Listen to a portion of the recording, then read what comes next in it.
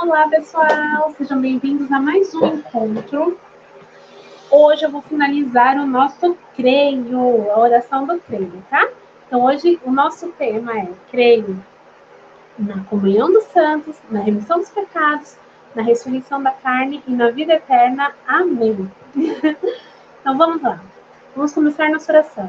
Pelo sinal da Santa Cruz, livra-nos Deus, nosso Senhor, dos nossos inimigos. Em nome do Pai, do Filho e do Espírito Santo. Amém. Inspirai, Senhor, as nossas ações e ajudai-nos a realizá-las, para que em vós comece e para vós termine tudo aquilo que fizermos. Por Cristo Senhor nosso. Amém. Pai nosso que estais nos céus, santificado seja o vosso nome. Venha a nós o vosso reino, e seja feita a vossa vontade, assim na terra como no céu. O pão nosso de cada dia nos dai hoje, perdoai as nossas ofensas, assim como nós perdoamos a quem nos tem ofendido. E não nos deixeis cair em tentação, mas livrai-nos do mal. Amém. Vinde, Espírito Santo, enchei os corações dos vossos fiéis, e acendei neles o fogo do vosso amor. Enviai o vosso Espírito, e tudo será criado, e renovareis a face da terra. Oremos. Ó Deus, reinstruíste os corações dos vossos fiéis, com a luz do Espírito Santo. Fazei que apreciemos retamente todas as coisas, segundo o mesmo Espírito, e gozemos sempre da sua consolação, por Cristo Senhor nosso. Amém. Vamos pedir a intercessão de nossa Mãe. Ave Maria, cheia de graça, o Senhor é convosco. Bendita sois vós entre as mulheres, bendito é o fruto do vosso ventre, Jesus. Santa Maria, Mãe de Deus, rogai por nós, os pecadores, agora e na hora de nossa morte. Amém. Vinde, Espírito Santo, vinde por meio da poderosa intercessão do Imaculado Coração de Maria. Vinde, Espírito Santo, vinde por meio da poderosa intercessão do Imaculado Coração de Maria. Rogai por nós, Santa Mãe de Deus, para que sejamos dignos das promessas de Cristo. Amém. São José, rogai por nós. Que Deus nos abençoe em nome do Pai, do Filho e do Espírito Santo. Amém. Bora lá, pessoal. Nosso último encontro sobre o creio. Então tá. Como eu falei para vocês, agora a gente vai falar creio na comunhão dos santos. Vocês sabem o que é a comunhão dos santos? Eu vou fazer um resumo, tá, gente? Conversando com vocês. O que ensina, vou ler aqui a parte do catecismo, tá? O que nos ensina essas palavras na comunhão dos santos? Ele ensina-nos que na igreja, pela íntima união que existe entre todos os seus membros, né, são comuns os bens espirituais, assim interiores e exteriores que lhe pertencem. Deixa eu só arrumar aqui, a tela ainda não ficou bom. Acho que agora melhorou. O que isso quer dizer, né? Então, os bens espirituais são comuns a todos os membros da igreja. Os bens interiores e os exteriores. Quais são os membros interiores? Os membros interiores, os bens, né? Desculpa, não é membros, é bens, gente. Bens interiores, eu falei errado. Os bens comuns interiores na igreja são a graça que se recebe nos sacramentos. Então, vocês vão receber a graça, que é um bem comum na igreja. Então, o sacramento do batismo, da primeira Eucaristia, do crisma, da reconciliação, sacramento da reconciliação, que é a penitência, o sacramento do matrimônio, da ordem, a unção dos enfermos, ok? E aí, então, além dos sacramentos, a fé, a esperança, a caridade, são as virtudes teologais. Então, a fé, a esperança e a caridade. Os méritos infinitos de Jesus Cristo, os méritos superabundantes da Santíssima Virgem Maria e dos santos, e o fruto de todas as boas obras que na mesma igreja se realizam. Olha que coisa, que legal! Todos nós dividimos esses bens comuns interiores, né? Então, por exemplo, as nossas orações são bens interiores, né? Quando a gente reza por toda a igreja, a gente reza pelas almas do purgatório, a gente reza por um irmão. Então, isso também é um bem, faz parte desses bens interiores. E todas as outras graças concedidas à igreja, aos seus membros. Então, nós temos uma comunhão, nós dividimos como união nesses bens interiores, tá? E quais são os bens exteriores, né? Que não são os bens espirituais, são os bens exteriores que nós temos em comum na igreja. Então, são os sacramentos, de novo, que também eles são interiores e exteriores. Por quê? O sacramento é o sinal visível que a gente vê da graça, tá? Acontecendo. O santo sacrifício da missa. Então, todos os membros da igreja têm esse bem, o santo sacrifício da missa. As orações que são públicas, as funções religiosas e todas as outras práticas exteriores que unem os fiéis, tá? Então, nós temos uma comum união em práticas interiores, em bens comuns interiores e bens exteriores. Vem para cá. E nessa comunhão entram todos os filhos da igreja. Os que já faleceram, os que estão no purgatório, os que estão no paraíso e nós, a igreja militante, os que estamos aqui, tá bom? Só não entram nessa comunhão os cristãos que estão em pecado mortal, tá? Aí você vai me falar, o que são pecados mortais? Os pecados mortais são aqueles que nos afastam de Deus, tá? O pecado mortal, normalmente, são aqueles contra os 10 mandamentos. Eu vou explicar um pouquinho mais no sacramento da confissão, tá bom? Mas só para você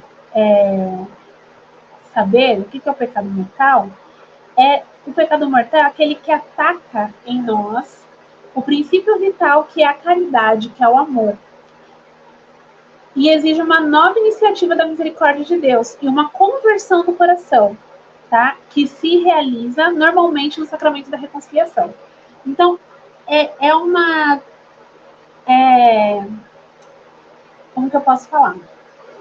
É quando a gente desobedece a Deus de uma forma que a gente está quebrando o nosso vínculo com Deus, de coisas essenciais, tá? Então, o pecado mortal é aquele que é grave e normalmente é contra um dos 10 mandamentos. Então, o matar, o roubar, o adulterar, o prostituir, o blasfemar, prejudicar o outro, o ódio. É algo que nos deixa extremamente incomodado. Mas não é incômodozinho, não. É algo que pesa realmente na consciência. Esse é o pecado mortal, tá? Deixa eu só colocar aqui.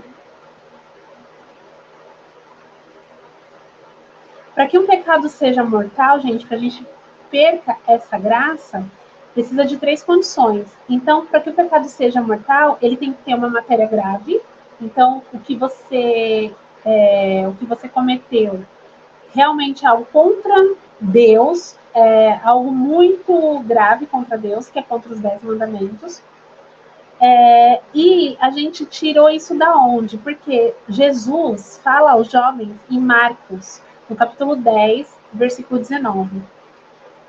Essa é a resposta que Jesus dá ao jovem, o jovem rico, que quer oferecer tudo, né? Ele quer se unir a Deus, né? Da forma mais perfeita. Então não mates, não cometa adultério, não roubes, não levante falso testemunho, não defraudes ninguém, honra teu pai e tua mãe. Tá na Bíblia, viu, gente? Então, esses são pecados mortais. Os pecados têm gravidade, maior ou menor, tá? Mas isso a gente vai falar mais na questão no sacramento da reconciliação. Mas mesmo assim, todos são pecados, tá? São pecados graves, mortais, que a gente precisa se confessar para poder receber a Eucaristia, tá? Então, todos esses pecados, eles são pecados graves, tá? Que vão contra os mandamentos de Deus. E nós ficamos fora da graça. Olha que coisa grave. E se a gente morre, né? Se chegou o nosso dia e a gente está fora da graça de Deus, a gente tem um pecado mortal, está fora da graça de Deus, provavelmente o nosso destino não será bom. Esses pecados mortais, tá bom? Que nos distanciam muito de Deus, porque foi um mandamento de Deus. Então quer dizer que a gente não está levando a sério o que Deus pediu pra gente, ok? Existem os pecados veniais, que são os pecados mais leves, mas não quer dizer que eles também não tenham que ser levados à confissão, tá? Mas esses pecados veniais, eles não nos separam, não é uma ruptura, né, que a gente tem com Deus. Esses pecados veniais são mais leves, tá? Mas mesmo assim eles têm que ser levados à confissão, a gente tem que analisar. E tem aquilo, né? Às vezes um monte de pecadinho, a gente brinca, né? Os pecados veniais aos poucos podem levar a um pecado muito maior, tá? Até o momento de acontecer uma ruptura. Então, a gente tem que sempre fazer essa análise da consciência para saber se estamos andando conforme a vontade de Deus. Mas vamos lá. Agora vocês entenderam por que existe o sacramento da reconciliação, né?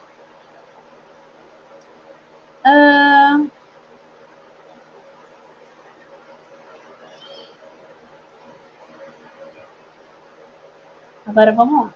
O sacramento da reconciliação existe exatamente para isso, para evitar que você se separe de Deus. Agora, deixa eu só vir aqui rapidinho.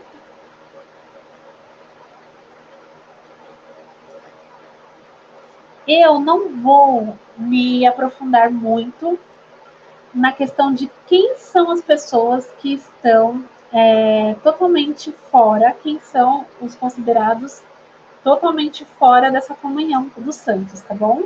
Eu não vou me alongar nessa parte, mas o básico que eu falei para vocês é o básico que serve para nós cristãos católicos praticantes, tá?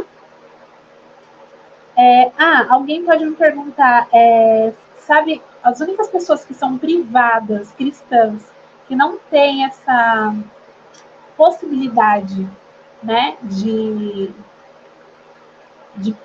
participar, né, da graça, são as pessoas que são excomungadas.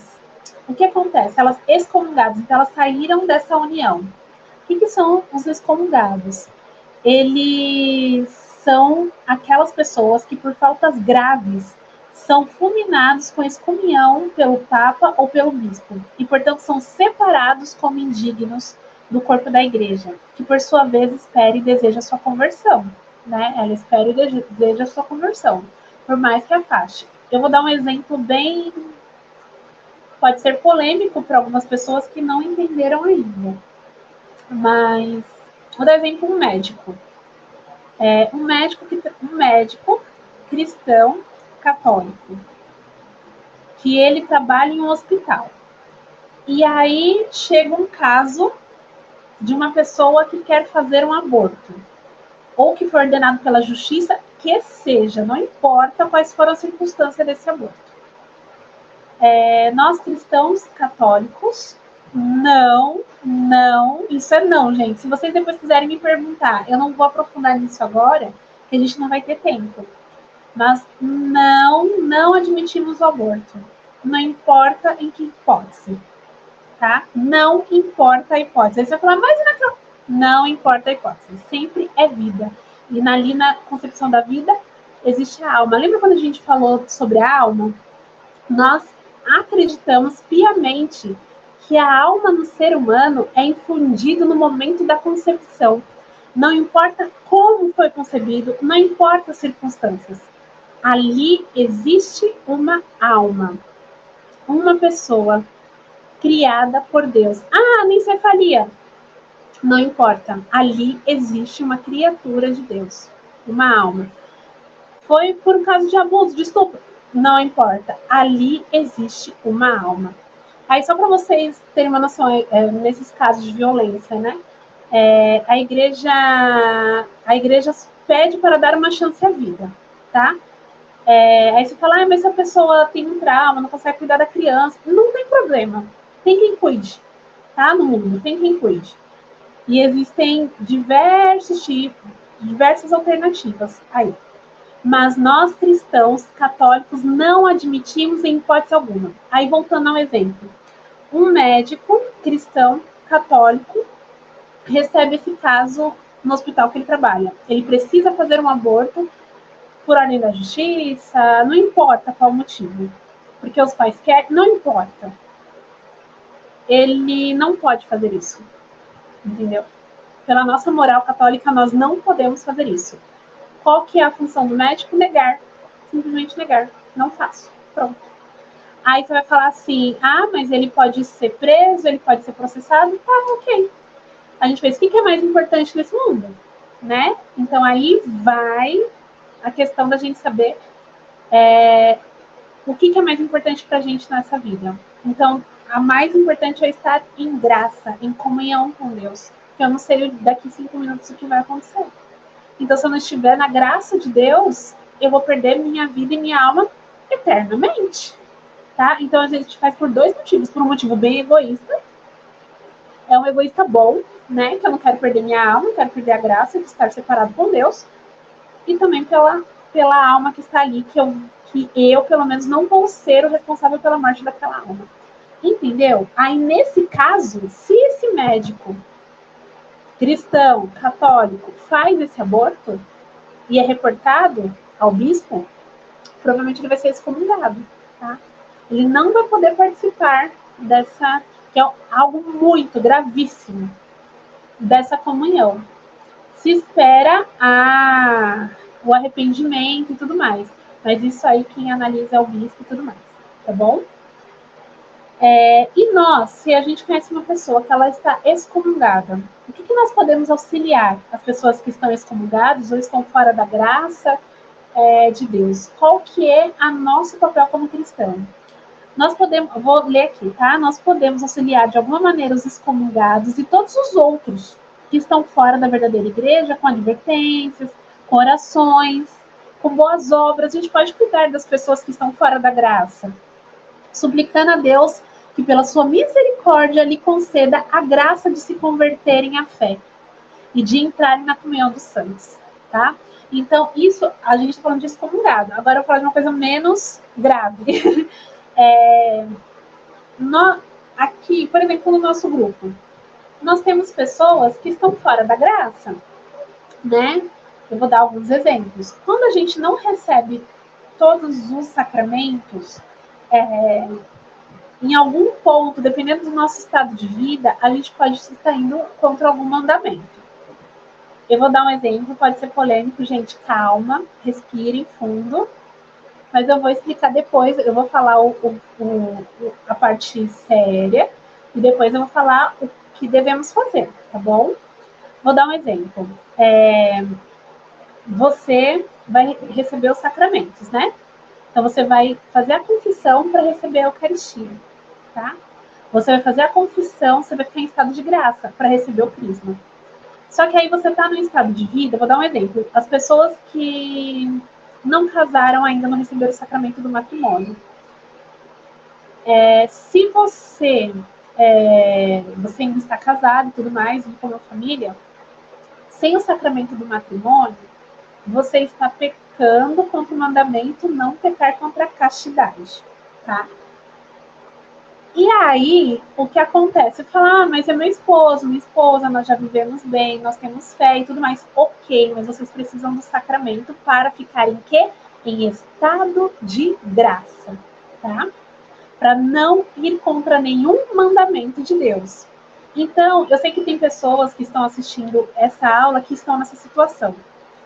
E aí, para você ficar em estado de graça, você precisa receber um novo sacramento, que é o do matrimônio, que é muito simples, tá, gente?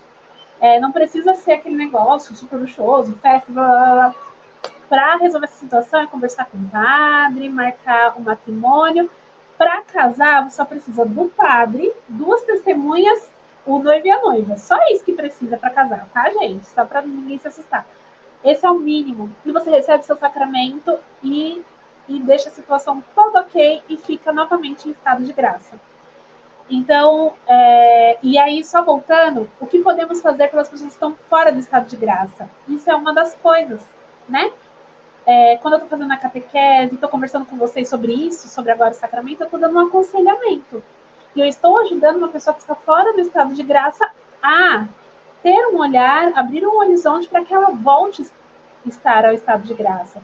Então, as pessoas que estão fora do estado de graça, seja porque não deu para fazer os sacramentos, seja alguém da família que é batizado, mas não frequenta, não pratica, a gente vai aconselhando, a gente vai ajudando e sempre, em primeiro lugar, a gente pede a Deus para que dê orientação, Espírito Santo, para que oriente essas pessoas, né? Principalmente os batizados, a gente sabe que as pessoas, o Espírito Santo de Deus vai mover na vida deles. A gente tem que ter fé e temos que oferecer nossas orações, oferecer obras, oferecer mortificações, né? Então a gente pode fazer isso por toda a igreja, por todas as pessoas.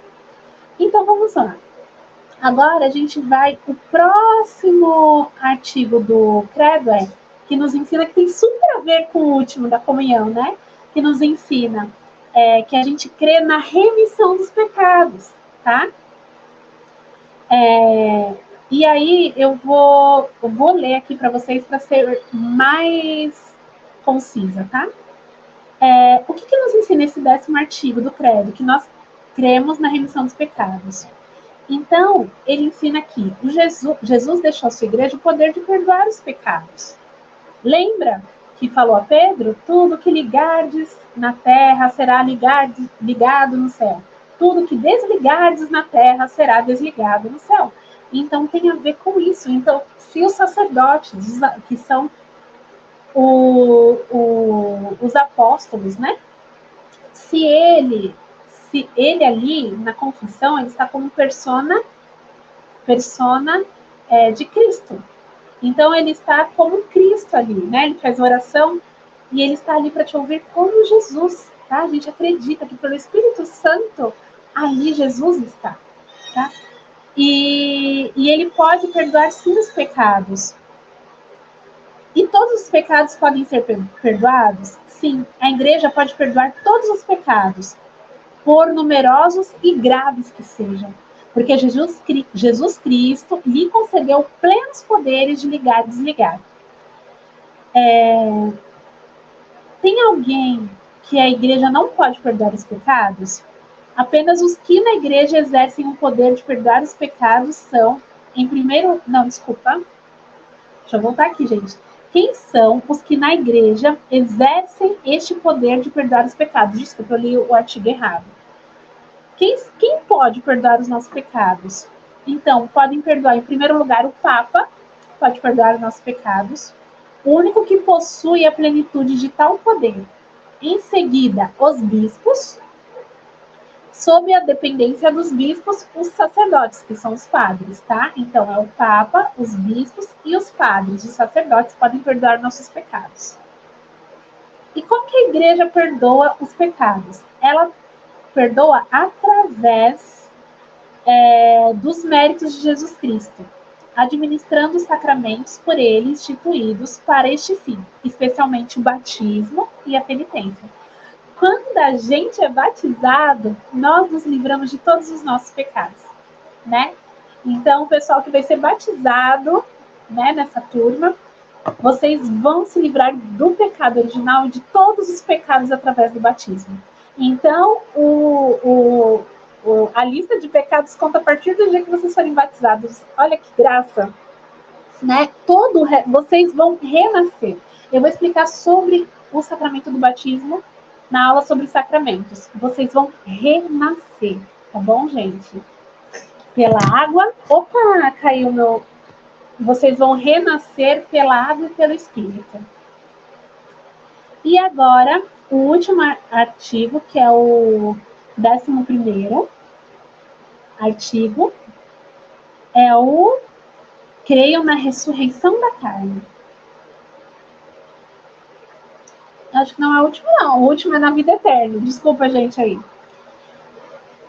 O que ele nos ensina, né? Ele ensina a gente que todos os homens ressuscitarão, retomando toda a alma, o corpo que teve nessa vida. Fala, sério, Pri? Sério. Então, a gente acredita que a alma, né, vai para o purgatório, depois alcança o paraíso, a alma sim.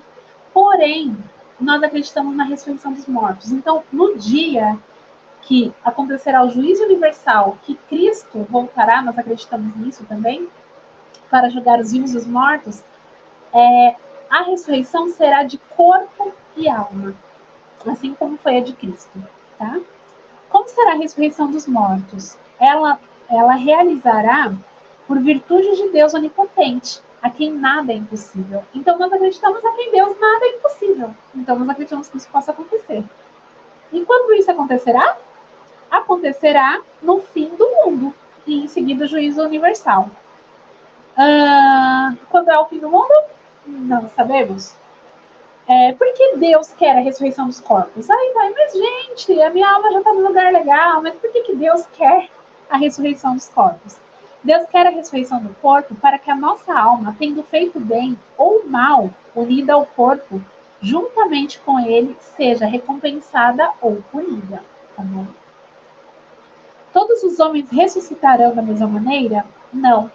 Haverá enorme diferença entre os corpos dos eleitos e os corpos dos condenados, porque somente os corpos dos eleitos terão a semelhança de Jesus Cristo ressuscitado, as qualidades dos corpos gloriosos.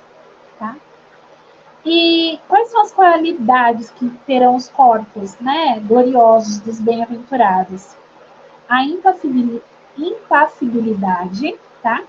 Pela qual deixarão de estar sujeitos a males, nenhuma espécie de dor, nem as necessidades de alimento, de repouso, de qualquer outra coisa. A claridade, pela qual eles resplandecerão como o sol e as estrelas. A agilidade, pela qual eles poderão passar no momento sem fadiga de um lugar para o outro, da terra ao céu. A sutileza, pela qual eles poderão, sem obstáculo, penetrar através de qualquer corpo, como fez Jesus Cristo ressuscitado. E como serão os corpos dos condenados? Eles serão destituídos das qualidades dos corpos gloriosos dos bem-aventurados e trarão a terrível marca da reprovação eterna. Tá?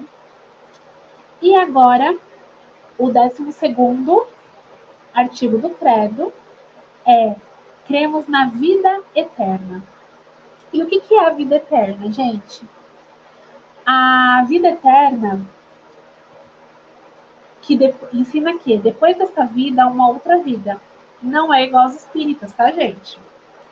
Ou eternamente bem-aventurada para os ou eternamente bem-aventurada para os eleitos no paraíso, ou eternamente infeliz para os condenados no inferno. Foi o que eu falei para vocês sobre purgatório, inferno, purgatório e paraíso. E a gente consegue compreender como será essa felicidade no paraíso? Não, a gente não consegue compreender. Porque excede ao nosso conhecimento, a nossa mentalidade, a nossa sabedoria é ilimitada.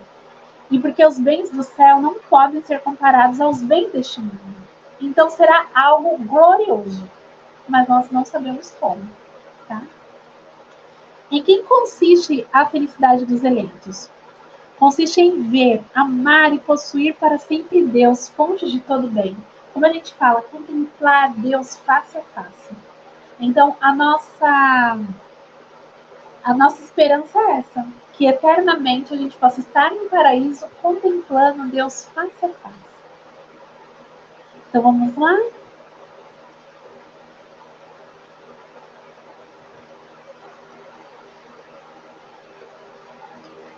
E aí a gente pensando, né, na ressurreição plena com os corpos, aí aqui tem uma pergunta, né? Os bens do paraíso, os males do inferno, são por agora apenas para as almas?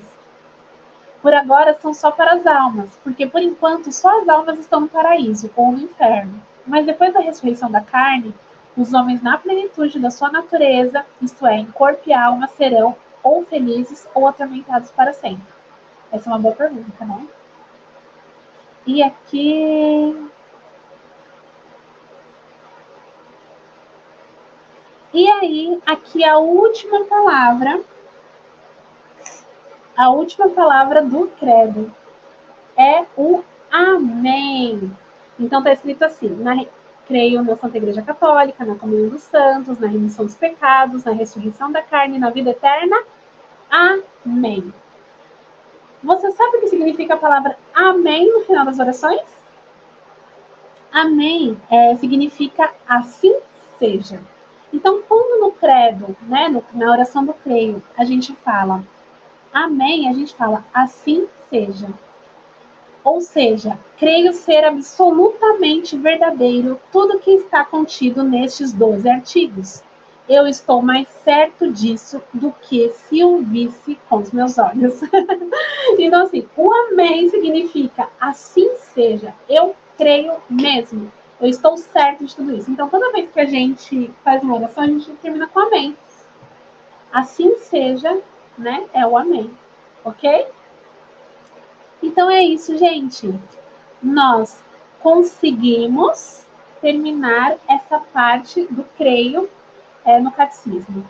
Agora eu vou falar com vocês. Eu tenho mais alguns itens para falar com vocês. Eu quero falar sobre os sacramentos da igreja e sobre a vida de oração. Isso antes do crisma. Beleza? Um beijo. Fiquem com Deus. Tchau, tchau.